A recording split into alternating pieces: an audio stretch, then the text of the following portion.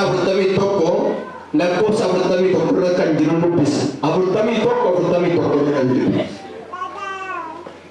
Mootiin Gibxi ammoo Yoosefin kunoo ani guutummaa biyya Gibxi irratti Abrahaamiif kenneera jedhe.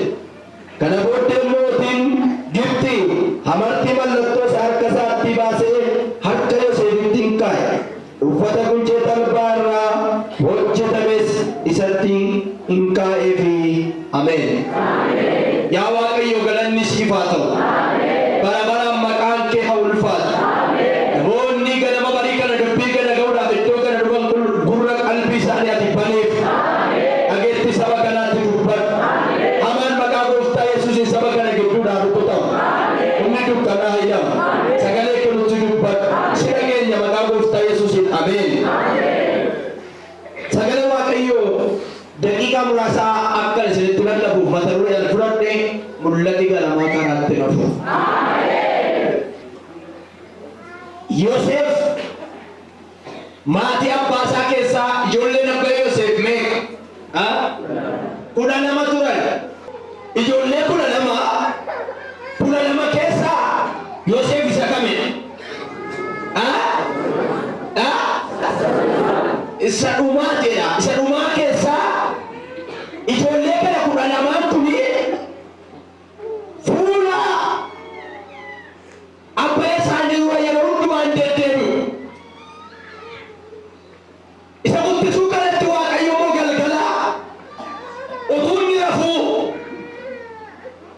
ija isaa akka godhee dhimma kee qaba. Dhimma kee qabattii. Obbolaasaa abbisii isaanii baadhatanii otuu isaan dhaqanii barsaatti qoommaanii sagadanii arga. Maatiitti ture.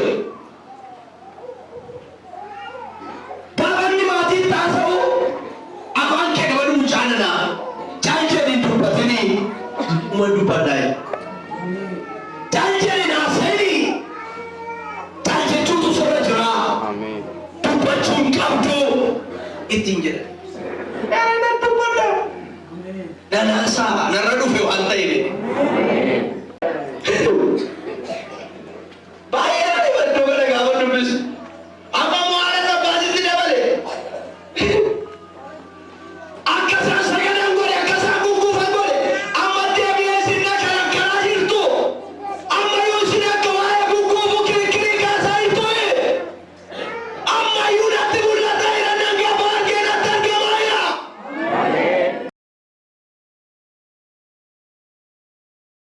Akkasitti jedhe isa booda obbolaan isaa sun deebi'anii tilfii talabuu yookaan shiratatuu jalqabani. Shiratatti geggeessuu jalqabani. Namichi kana akkamitti qabuutu nurra jira. Waan barbaade xaxamee jiru mul'anni ganamaa karaatti nafu. Faayidaa ni nafu.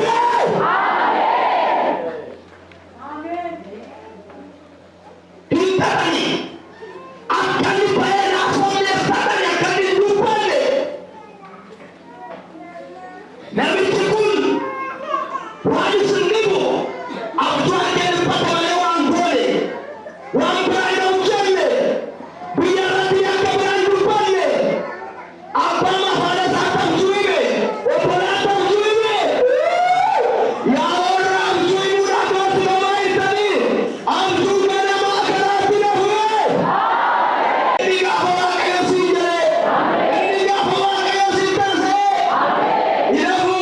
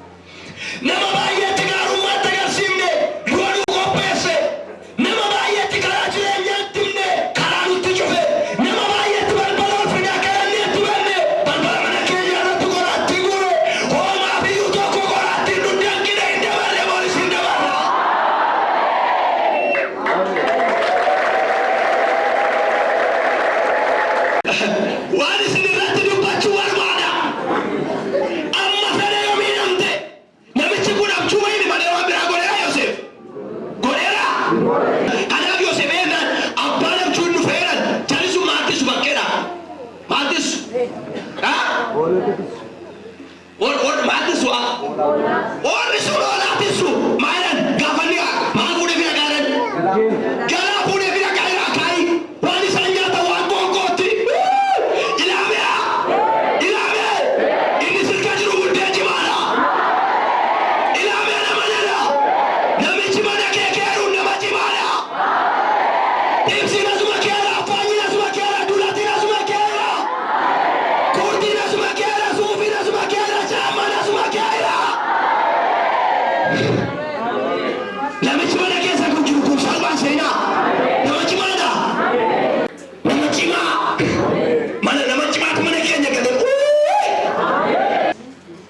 mul'ati kee karaatti na inni hafu karaatti nama sirra jiru jamborii qabi mul'ati kee karaatti na fali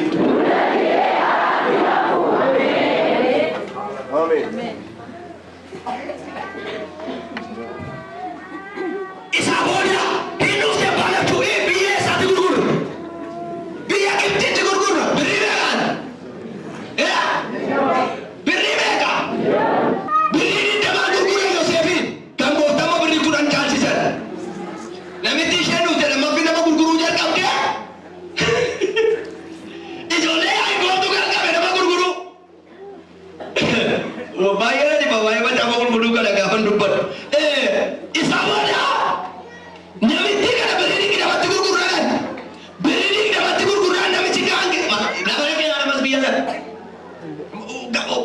waan akka gaalaa haa ta'u waan isaan beekan irra kaatee fudhatee tokko inni immoo achi ga'ee maal godhe inni si gurgure innis biyya biraatti dabarsee gurgure namitti tokko asirratti biyya biraatti dabarsee gurgure biyya biraatti gaafa inni dabarsee gurguru Yoosef hin taa'e darbii dabarsaan amma fedhe mul'anni kee yoo daddarbatan yoo jechaan haalaan waan kan si qabuun jireenyaan ikkonoomiidhaan bulchiisaan haala kamiin mul'ati yoo ukkaanfame cabsee maqaa sibiila boorajii caccabse muka iyyuu cabsuu hin dandeenye yoo qottooti geessine malee geessu danqaraa sibiila boorajii caccabse isaa booda namichi kun dhaqee achi taa'e gaafa dhaqu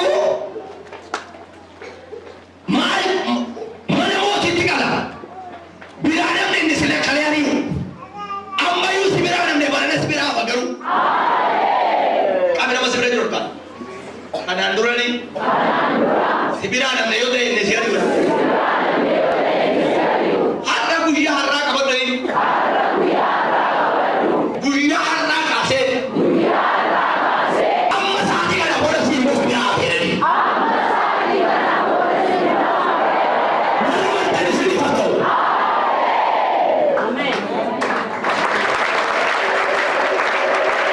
ini tahu ini tadi warni luar bandar mereka maka aku tanya Yesus ini sini tahu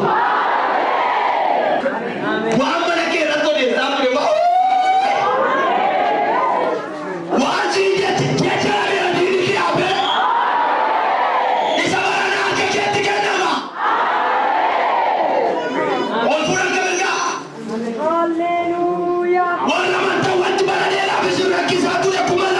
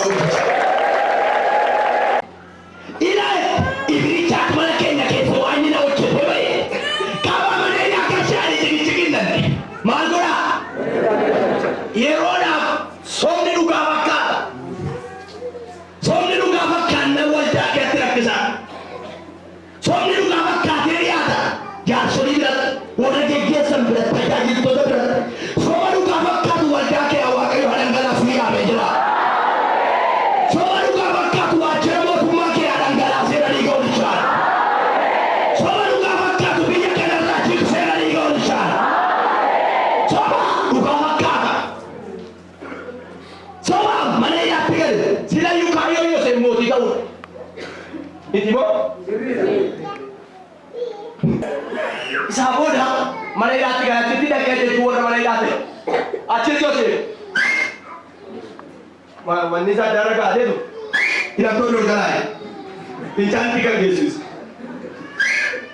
Ganaan isinitti eegaa jira warra booda faana fa'i.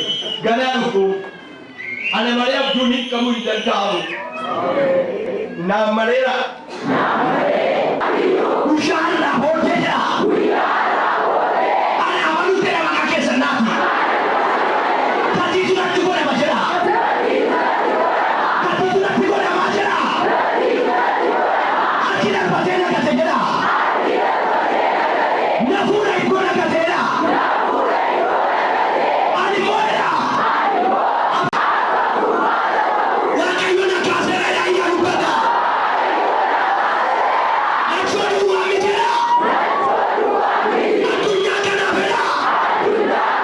Halkanii kana fedha. Waaqayyo na dibeera jedha.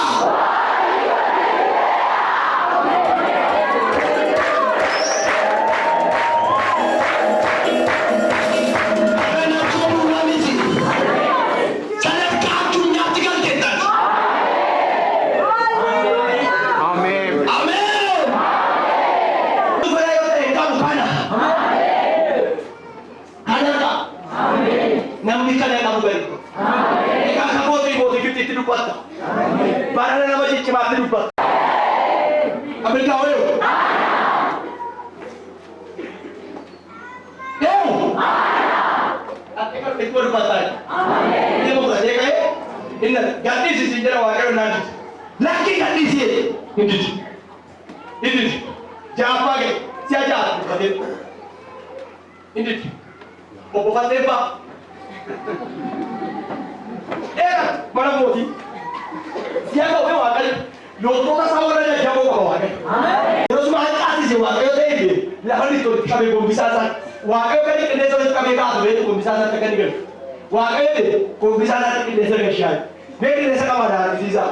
Macaan qulqulluu kun isa gale waaqayyo qilleensa isa baadee kaa'e. Kana goqqu. Kannaa ta'u safaramee dhufaa ilaali. Kannaa ta'u safaramee dhufaa ilaali.